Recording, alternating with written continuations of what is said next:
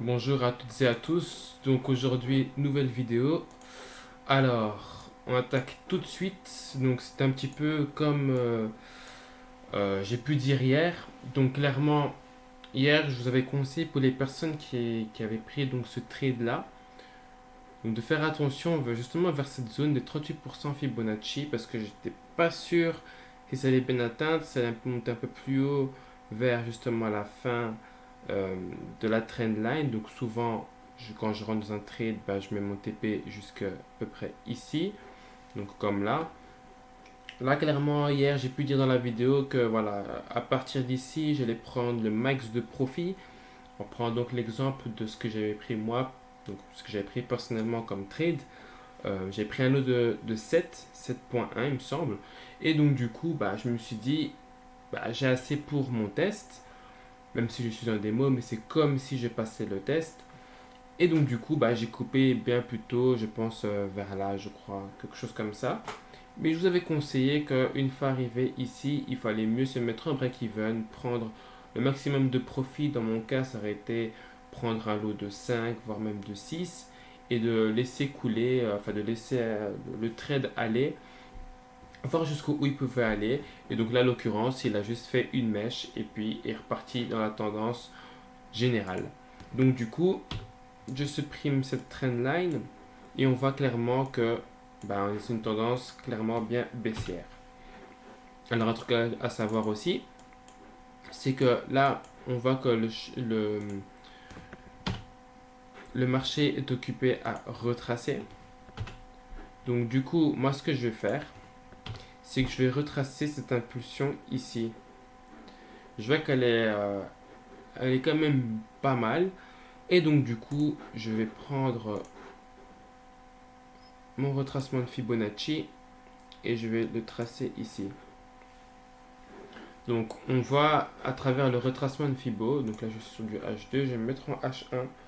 Donc on voit clairement que le prix, il a correctement retracé sur les 50% Fibo, pas sur les 60, mais vraiment sur les 50.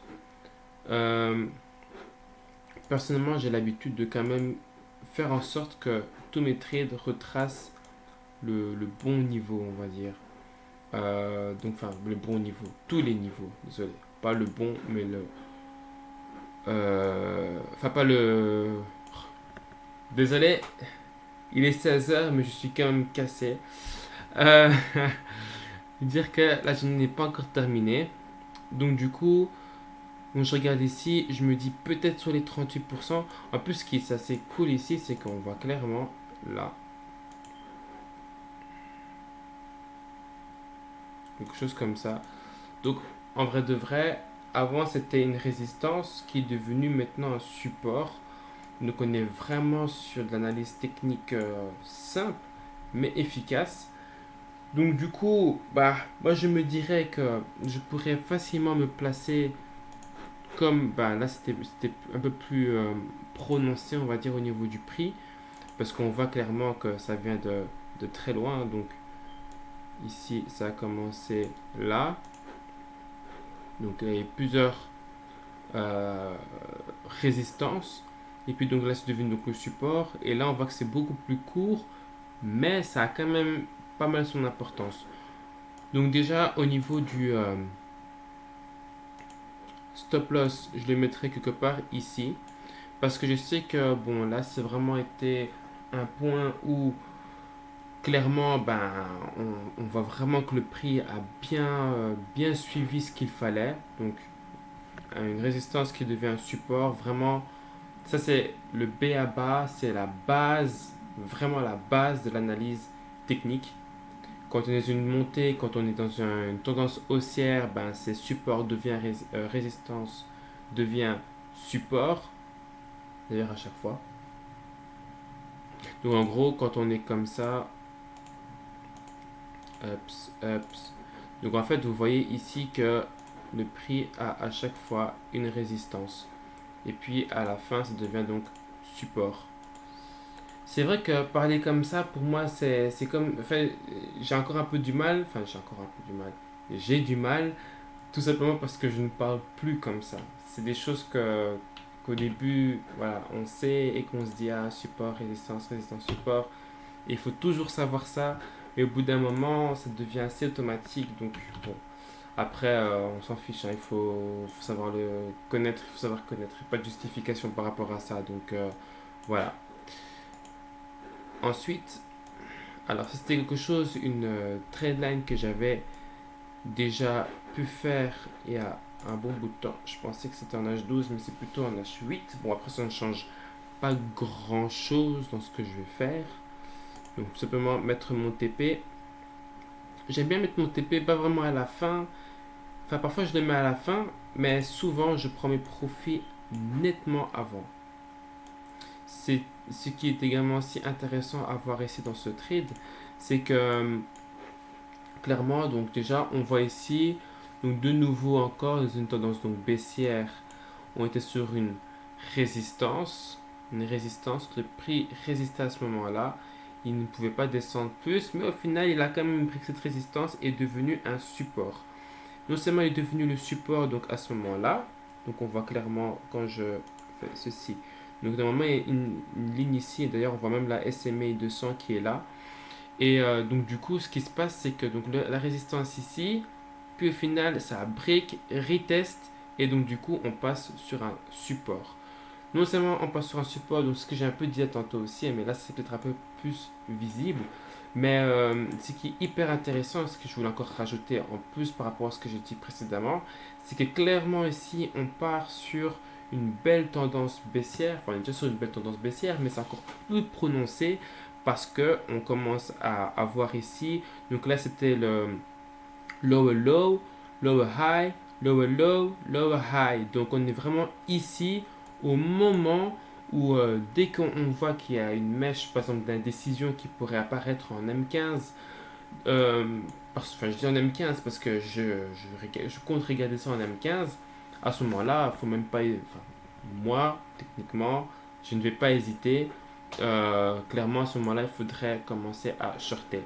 Alors, pas oublier, j'ai dit également aussi que donc vendredi, il y a des grosses news. Donc je peux même encore le montrer ici encore de nouveau, hein. Donc clairement, Mr. Powell Sherman, c'est pas vraiment son nom, hein. Pour ceux qui ne parlent pas anglais, ils s'appellent pas Sherman, c'est Jérôme, hein. Comme un bon pote également aussi dans le même business dit, hein, Mr. Powell, Papa Powell. Je pense que maintenant que tu regardes les vidéos, tu vas te reconnaître. Et donc du coup, il y a déjà Powell qui va parler et également aussi Madame Lagarde. Et donc du coup, alors j'essaie de regarder, je sais que normalement, pourquoi je regarde le premier, on sera le quantième vendredi, on sera le 25. Donc du coup, je vais regarder au 25. J'avoue que ça fait pas très très longtemps que j'utilise ce calendrier là. Donc voilà, ici, d'habitude j'utilise le calendrier de Forex Factory. Bon, les deux sont bien. Jusque ce Forex Factory, on va dire que c'est peut-être un peu plus grand, mais je pense qu'on peut l'agrandir, voilà, en faisant ça, je crois. Ouais, voilà, c'est un calendrier, quoi. On va pas non plus commencer à... Ah, c'est pas mal ça, par contre. Ah ben voilà, là c'est déjà beaucoup mieux. C'est déjà beaucoup mieux. Enfin, c'est déjà mieux, beaucoup mieux. Je pense que c'est même pas du français, ça. Bon, en même temps, on est en Belgique, donc on s'en fiche un petit peu en parlant freestyle. Et donc, du coup, donc ici, je vois clairement que pour moi, il n'y a pas eu grand chose. Aujourd'hui, j'étais plus occupé à faire autre chose aussi. Il y a eu le FOMC Minutes qui est passé, c'était le 16, mais j'avais déjà, ouais, voilà, c'était la semaine passée. Donc ça c'est un petit peu dommage. D'ailleurs, je me demande s'il n'y a pas moyen de, euh, de mettre ça en semaine. TradingView, les gars de TradingView, si vous voyez cette vidéo, ce serait bien de pouvoir mettre ça en semaine et pas. Enfin là c'est en semaine, mais c'est tout un mois en vrai. C'est même plusieurs mois. Et donc du coup, ce serait bien de pouvoir raccourcir ça.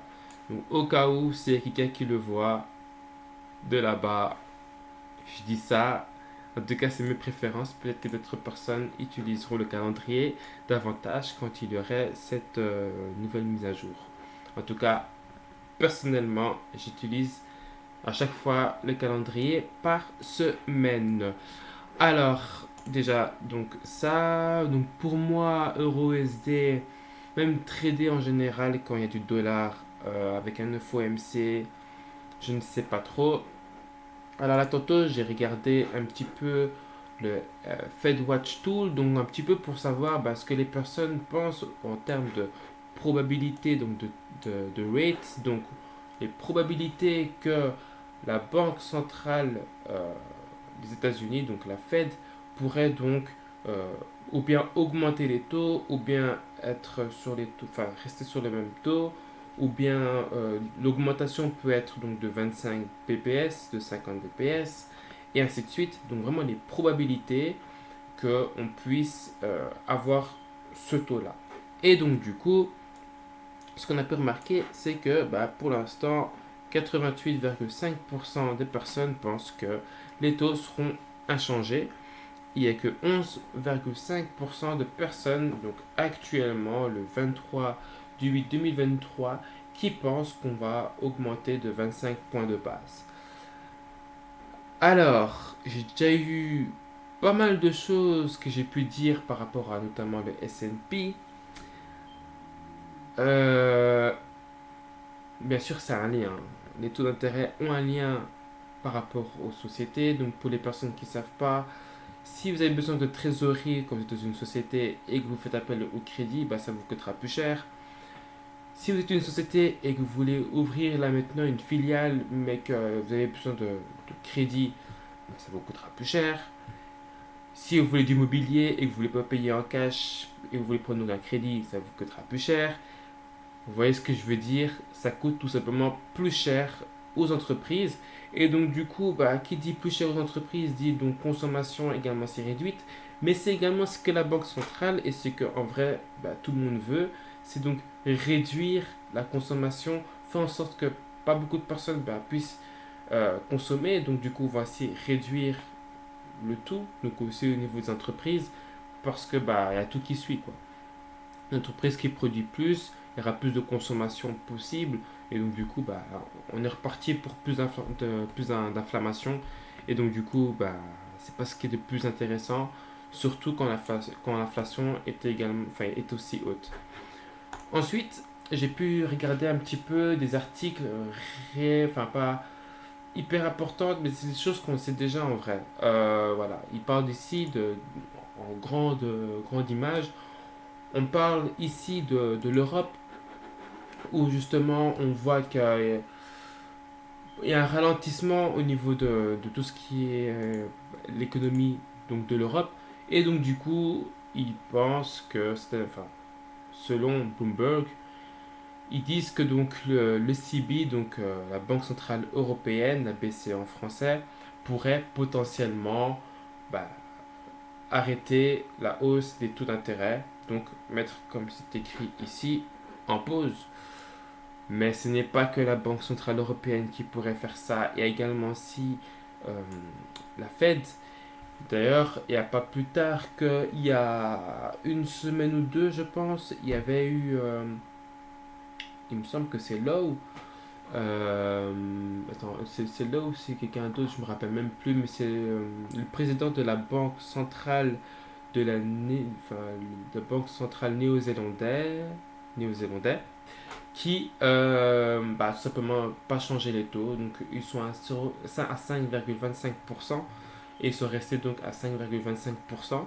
C'était déjà priced in, donc du coup le marché n'a pas réellement été surpris ou quoi. Enfin, c'était déjà, les gens le savaient déjà, c'était déjà priced in. Donc du coup, ce qui aurait été surprenant, c'est si on voit maintenant 25 points de base en plus, ou bien qu'on réduit les taux. Là, à mon avis, les marchés, ils auraient quand même dit ah, il y a un truc qui se passe, etc. Mais là, franchement, il n'y a pas. C'est déjà priced in, quoi. Euh, alors, ici, je vois les rendements obligataires chutent alors que la faiblesse des données alimente les paris sur la pause de la Fed. Les marchés se replient. Pour les personnes qui vivent en Belgique, Je ne sais pas si vous avez pu voir le JT, ça c'est quelque chose que je ne savais pas personnellement, donc je ne savais pas, pionasme. Euh, mais j'ai pu entendre ça, donc, notamment de ma mère qui regarde le JT. Elle me dit, écoute, Jérémy, là je vois que l'État a besoin de sous.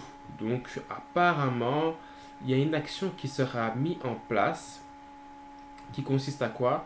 Donc en fait, l'État va émettre des obligations et tous les particuliers vont pouvoir les acheter. Ces obligations-là rapportent un intérêt de 2,8%. Wouhou. Non, je dénigre pas l'État belge, hein, je ne dénigre pas l'État belge. C'est genre juste que quand je regarde les chiffres, ça me fait bien rire quand même. Là, je me sens quand même obligé, ça me fait même sourire parce que en soi, ils nous mettent des obligations à 2,8%. Mais venons vraiment à ce qui se passe réellement.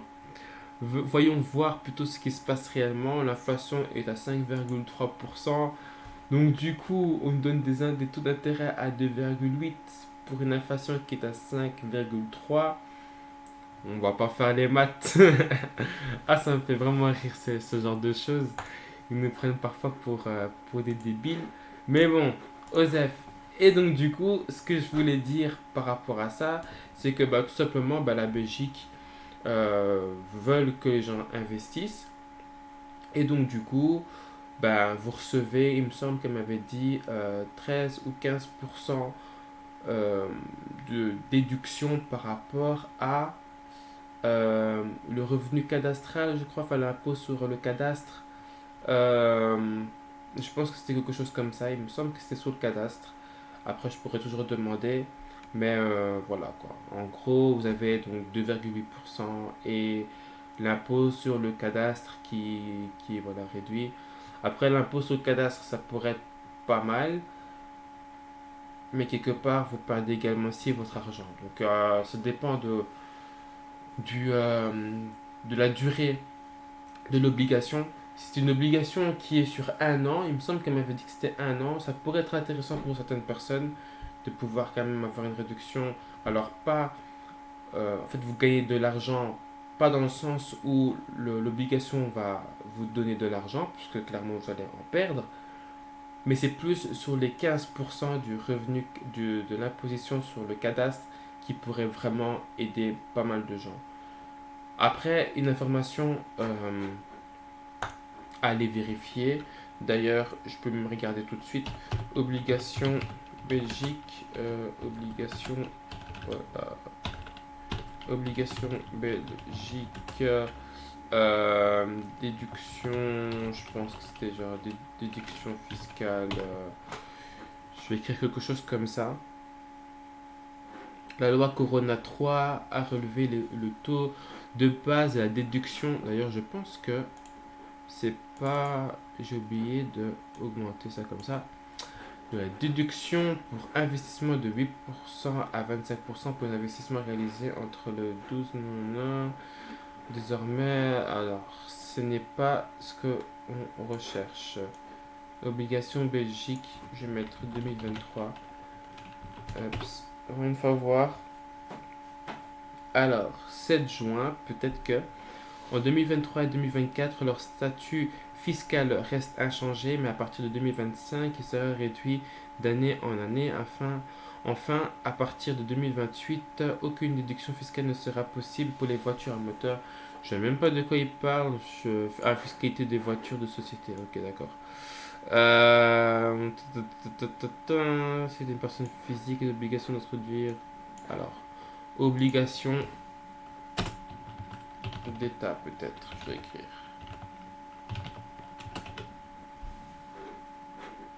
Les précomptes mobiliers retenus sur les dividendes pour un montant maximum de 800 euros.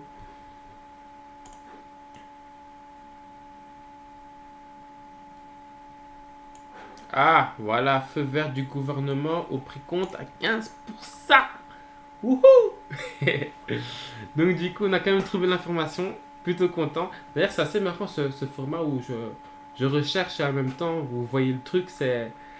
J'ai l'impression de devoir, enfin, pas de devoir, mais de parler à quelqu'un, oui, de controverser, de converser plutôt avec quelqu'un. Et du coup, c'est plutôt cool parce qu'en vrai de vrai, je peux faire ce que je veux.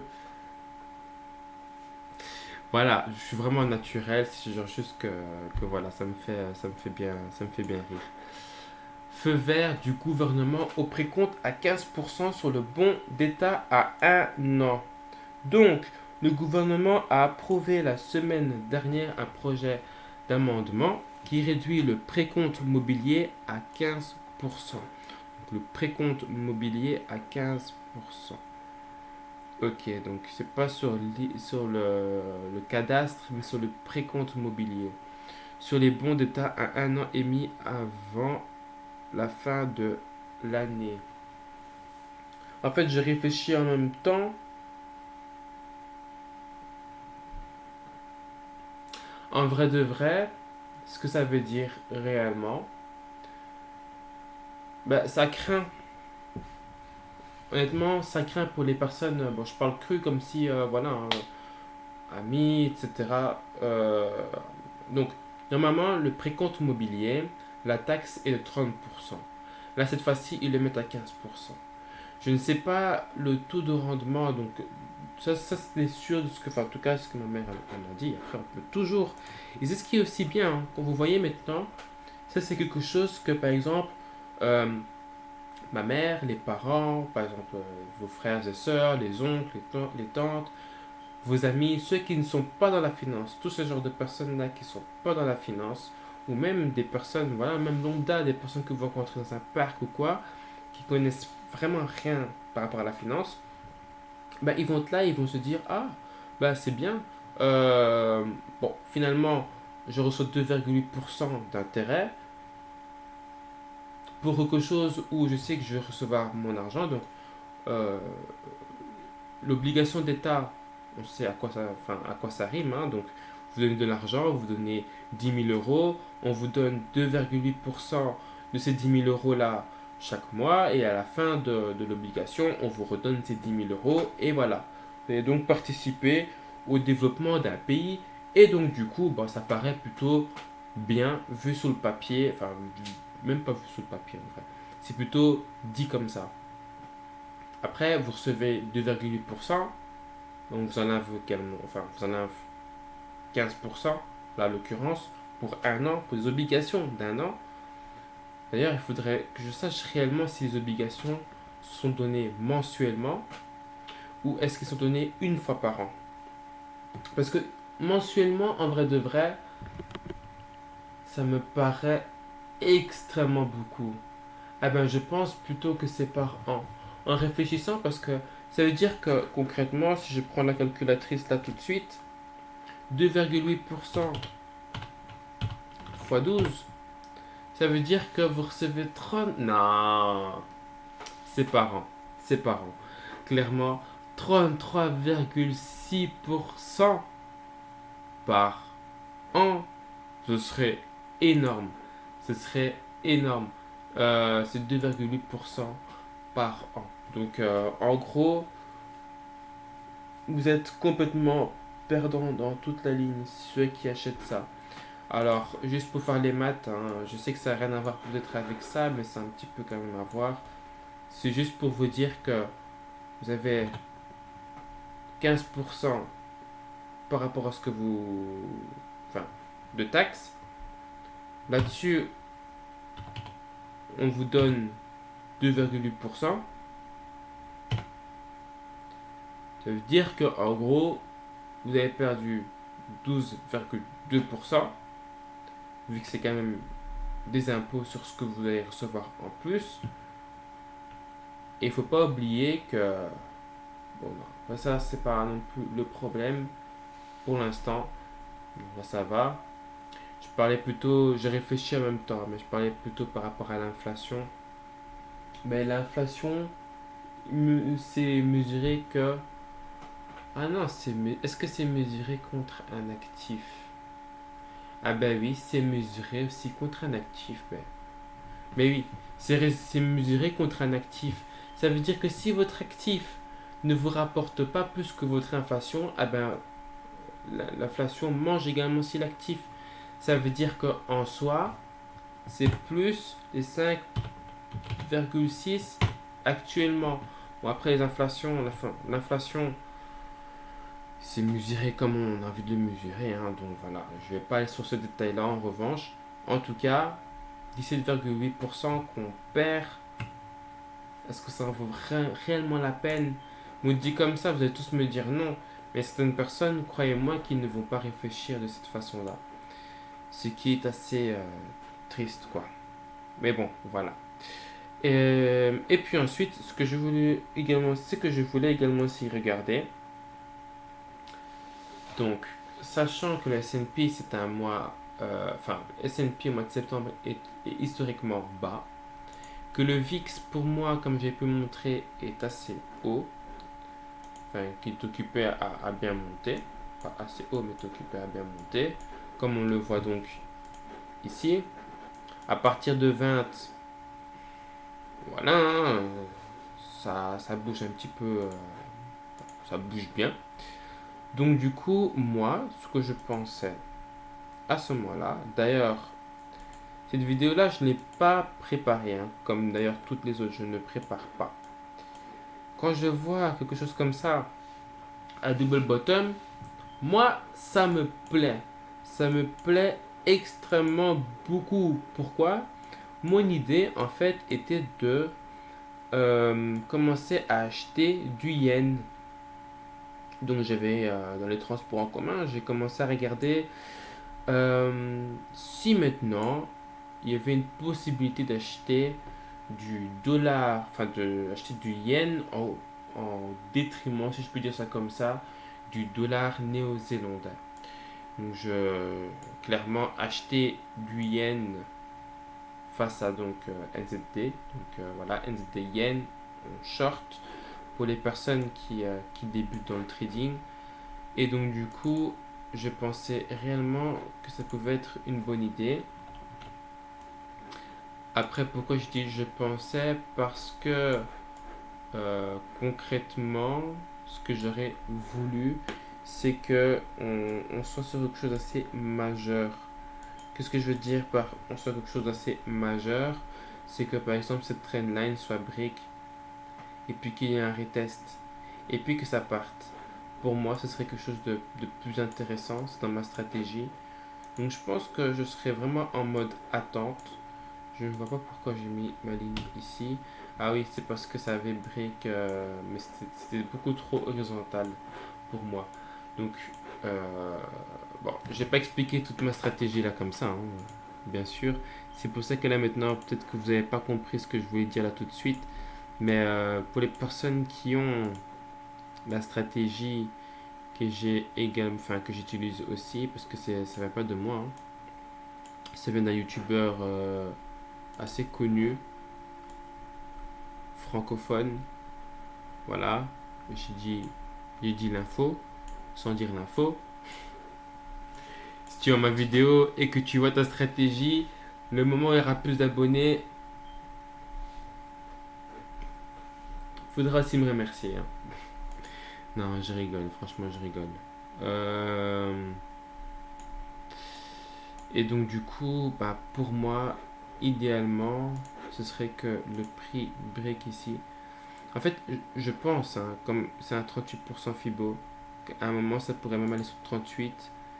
Ici, break, donc ça break, touche les 38% Fibo, puis que ça aille sur les 50, puis que ça aille sur ici de nouveau les 38, et puis sur les 60 ici, et à partir de, idéalement, honnêtement, en fait, me connaissant, je sais que je vais commencer potentiellement ici peut-être. Ici, il y a 50% de chance que je me dis, ok, le yen. En fait, le pourquoi, les autres 50%, je rentrerai pas dans le yen parce que je voudrais pas que ce soit un fake out. Qu'il fasse ce retest et puis qu'au final, il descende, qu'au final, il continue à descendre.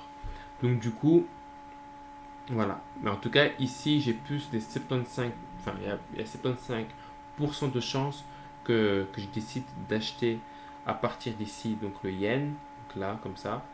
Et ici, c'est 100% parce que on briquera alors à ce moment-là un support hyper important. Donc j'ai dit résistance, mais un support hyper important.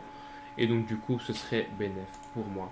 Je vais une fois regarder, enfin pour moi et pour les personnes qui sont dans le trade ou qui cherchent justement, plutôt pas dans le trade, mais qui cherchent à, à acheter du yen. Je regarde ici, je vois en daily, on a l'impression réellement que c'est un head and shoulder aussi.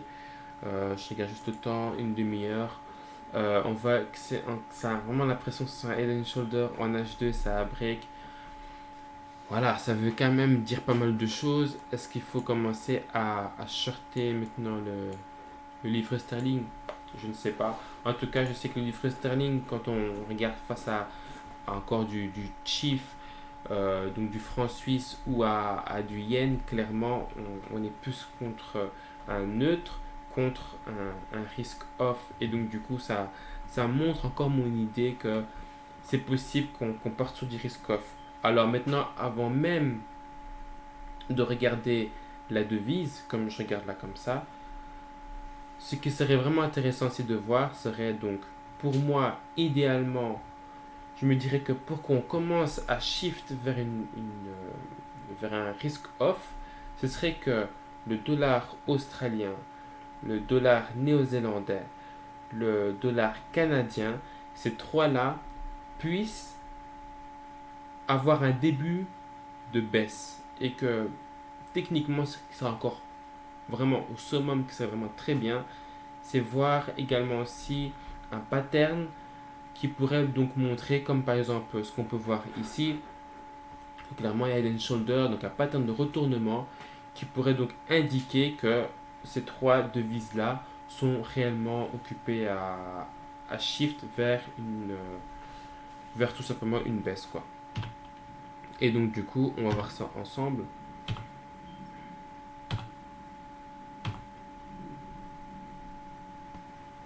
Alors,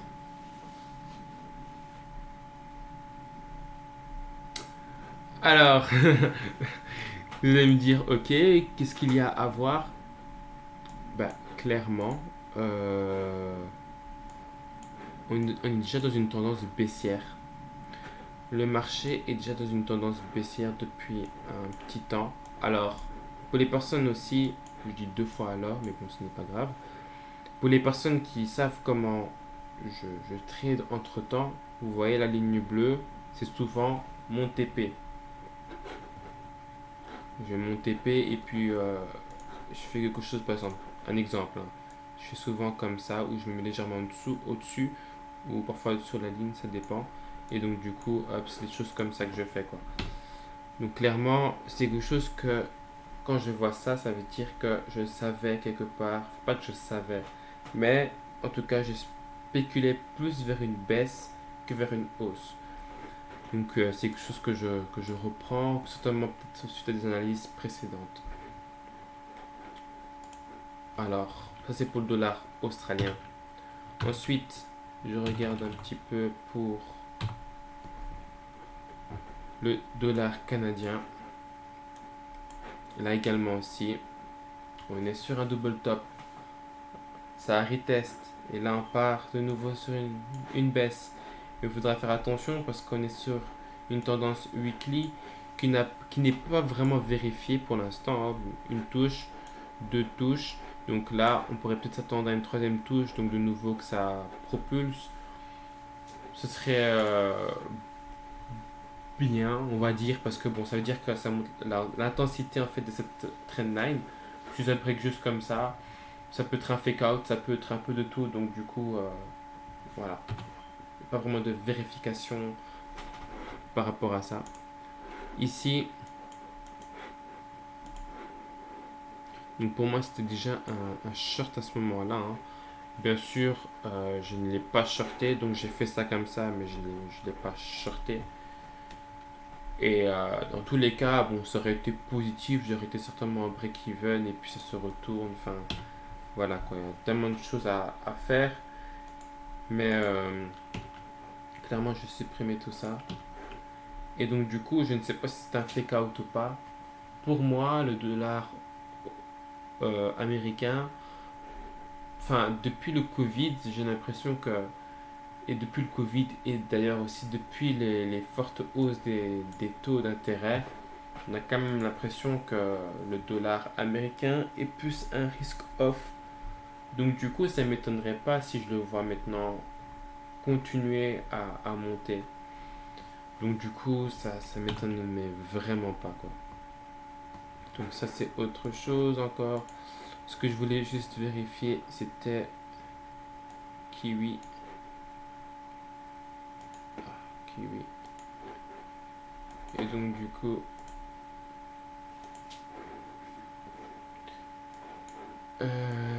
check, check, check, check, check.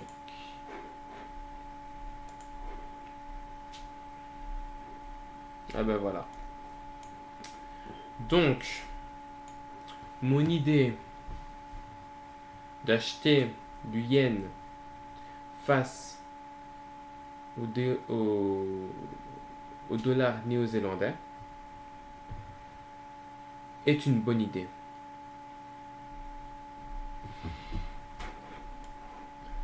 Je vois que la tendance générale est clairement baissière.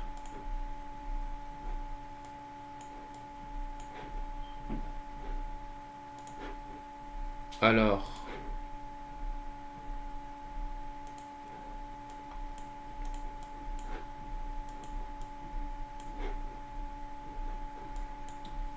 ici, en fait, ce qu'il y a, ce que j'essaie de vraiment bien regarder, c'est que clairement, en regardant euh, ici, je vois que le retracement n'a pas été des plus propres.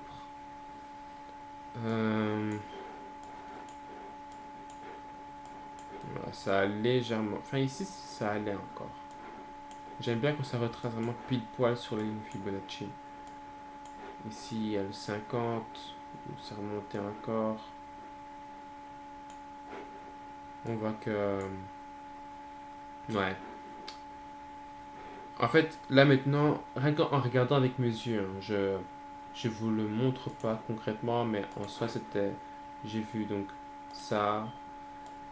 Donc, quand je disais le ouais, c'est que concrètement, donc pour moi, ça compte pour un parce que c'est pas trop espacé, même si on pourrait dire que c'est 3. Et donc, du coup, ici, de nouveau, pareil, on est vraiment sur quelque chose qui. Comme ça fait un, ça fait 2, ici, un peu plus. Et il aurait fallu un troisième. Après, donc pour moi, c'est à partir de 3 touches où je vois que que ce soit pour une trendline ou que ce soit pour un rectangle comme ça qui peut être aussi tracé en trendline d'ailleurs. Donc voilà. Je vais pas tout vous montrer là comme ça, hein, mais concrètement, par exemple, ça c'est intéressant. C'est clairement intéressant. Donc là, je suis sur du H8. H12, ce serait un petit peu trop. Donc H8 pour moi. Là, c'est plutôt intéressant, par exemple. Quand je regarde comme ça, donc ça veut dire que concrètement, le marché est parti comme ça, comme ça. Après, il n'y a pas de. C'est purement du support et de la résistance. Là, hein. Donc là, en l'occurrence, c'est une résistance qui a été break et qui devient donc un support. C'est difficile de prendre. Parce que d'habitude, admettons que. Quoique. Non, impossible. Impossible. Là, c'est devenu n'importe quoi, là. Parfois, quand c'est un triangle, on peut prendre donc la distance de ce que ça a pris et puis au final, on fait quelque chose comme ça. Mais là, maintenant, j'ai un petit peu... je réfléchis un petit peu parce que c'est pas un pattern de continuation. C'est juste, donc, comme je dis, un support résistance. Là, en l'occurrence, c'était une résistance, c'est devenu un support. Euh, Mais c'est partie de ma stratégie, une stratégie que j'utilise maintenant depuis un petit temps. Donc là maintenant on pourrait, normalement, ce que je ferais alors à ce moment-là, c'est qu'à partir de ma ligne ou à partir d'ici même, faire quelque chose comme ça. et m'attendre à ce que le prix aille par exemple sur le 38% Fibo. Et donc du coup, je fais souvent quelque chose comme ça, comme vous avez pu le remarquer. Comme ça, je sais que si le prix atteint ce niveau-là, eh ben, je pourrais commencer à shorter. Et donc du coup, voilà, je fais ceci. Et puis, commencer à shorter l'NZD. NZD, comme ça. Bah, voilà, hein. Je pense que tout plein de choses que j'ai pu voir là maintenant avec vous, qu'on a pu voir ça ensemble, enfin, notamment que j'ai pu vous montrer, parce qu'ensemble c'est un peu bizarre quand il n'y a pas de... Vous voyez ce que je veux dire? Et donc du coup, bah, pour moi, donc ça c'était un petit peu le trade que je voulais prendre, que j'ai regardé là tantôt. Il me paraît plutôt propre. Après, le truc c'est que j'ai vraiment voulu me mettre très loin dans mon stop loss, parce que de base, ce que j'aurais bien voulu faire, c'est plutôt ça. Donc, pour moi, ici, ce serait donc la limite. Mais vous voyez que c'est très très très serré. Après, ce qui est vraiment bien que ce trade-là, et que j'ai l'impression qu'il peut vraiment bien fonctionner, c'est le fait que il y a la SMA 200 qui est là, qui est hyper puissante, une vraie tendance. Et après la SMA 50 qui est vraiment juste ici également. Donc franchement, c'est le genre de trade qui fait vraiment plaisir. Euh, et puis, donc du coup, j'ai mis deux lignes Fibonacci. Pourquoi? Parce que tout simplement, la tendance générale est haussière. Donc du coup, j'ai pris une ligne Fibo. Je vais mettre même en weekly. J'ai pris une ligne Fibonacci d'ici, du plus bas ici au plus haut là. Et je pense concrètement qu'il pourrait revenir sur les 50% Fibo. Donc du coup, bah, je me dis que concrètement, une fois arrivé aux 50, ça ne m'empêchera pas de laisser le trade tourner. Mais concrètement, il faudra trader ses stops, donc rapprocher son stop loss, le mettre d'abord en break-even, puis de le mettre en gain. Donc à chaque fois, faire en sorte que son stop soit en gain. Et après, euh, arriver déjà ici, il faudra prendre le plus de gains possible et laisser le trade tourner. Tant qu'il est gagnant, c'est bon. Tu trades ton stop, bah voilà, t'as rien à perdre. C'est ou bien le trade continue et tu vois que tu es assez surpris et tu pourras rajouter encore des positions par après, ou bien ben, le prix se tourne complètement, va dans la tendance globale qui est plus puissante, qui est donc la tendance ici haussière, et donc du coup bah, tu te retrouves ou bien à couper plus tôt ton trade, ou bien tout simplement ben, ça touche ton stop loss qui est pas vraiment un stop loss mais un stop win. Donc en gros, t'es gagnant dans tous les cas quoi.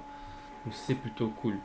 Donc du coup, voilà, ça c'est une idée que vous pouvez donc prendre, c'est NZD Yen en short. Donc du coup, voilà. J'ai fini de bailler et donc du coup, ça veut dire que je peux vous souhaiter une bonne journée, enfin une bonne fin de journée, à l'occurrence plutôt une bonne soirée. Et donc du coup, ben, on se dit à demain pour une nouvelle vidéo. Ciao ciao.